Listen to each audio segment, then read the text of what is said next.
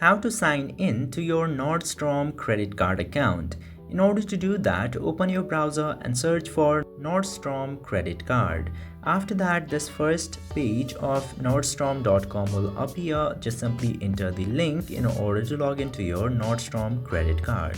And after entering there, you will get to see a bunch of options, and one of those options is this head and shoulders icon from the top of your screen. Tap into that, and then you will see this option of sign in or create account. Tap to sign in button, and after tapping into the sign in button, you just simply need to enter your email address at very first.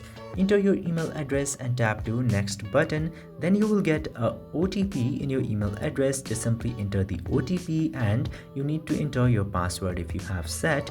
And after entering all of these credentials, you will successfully be logged in to your Nordstrom credit card account.